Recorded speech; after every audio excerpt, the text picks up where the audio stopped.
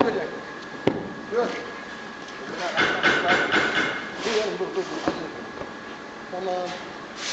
Ahmet yarım bardağın geç çay dökün. Al.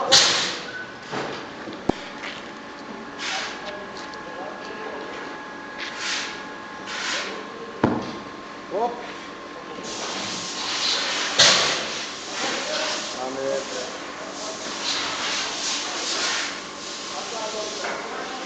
Ahmet, niye bozdun abi götünü? Tamam, acele etme abi, yavaş yavaş dök ya. Çok güzel geliyorum abi. Tamam, ince dök, yavaş yavaş. He. Keşke daha fazla. Hop. Bu devre, o. Oo.